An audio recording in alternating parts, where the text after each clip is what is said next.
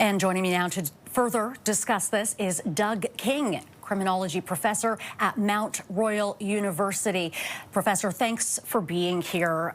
How will investigators begin to piece together a motive for this tragic incident? You know, I think that's a good question because I think we have to put kind of parameters on what the police will be discussing. The police won't speculate beyond what evidence will show them. So they'll be looking for a note, they'll be looking for a social media footprint from the perpetrator. The police will not go into public discussions about, forensic psychology and, what we call crime profiling. They'll leave that to folks who have more of a background in that. So the police will be only discussing what they can cull from the actual evidence that they can retrieve from social media accounts and those kinds of things. This investigation is going to be such a massive task for police.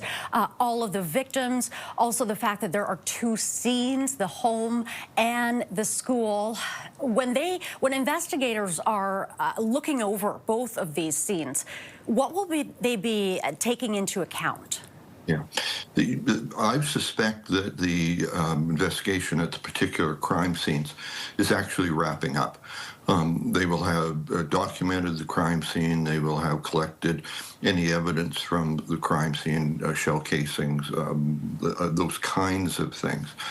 I think what they'll also be trying to find, if there's any CCTV cameras in and around the vicinity of both crime scenes, to map out kind of the path of the perpetrator.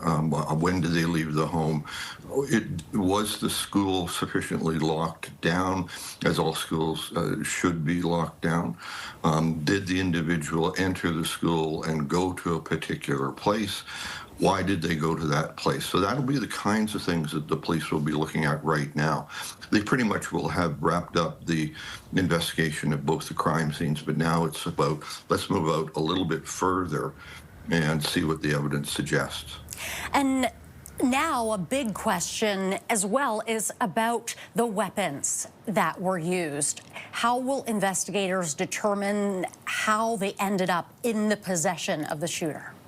Yeah, it's so under Canadian criminal law, there's something called an emergency prohibition order, where you can go in and seize firearms and the licenses of individuals. Now, a minor can have a firearms license in Canada, but they're not allowed to own weapons. So they can have a firearms license and use weapons for hunting and target shooting, so long as they are under the direct and immediate supervision of someone who owns the weapons.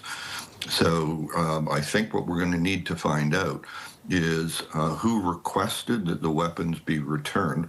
It's going to likely be someone within the home.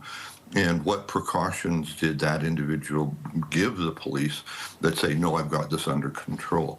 So I don't think so much that the weapons were returned, but I think we got to need to know the process by which they were returned. And that's going to be challenging because these are court documents, so you're going to have to go through a process to get them unsealed and made available to the public. But so imperative that that is looked into when we're thinking about avoiding something like this happening ever again. Doug, we'll have to leave it there. Thank you very much for being here. Thank you. Doug King, criminology professor at Mount Royal University.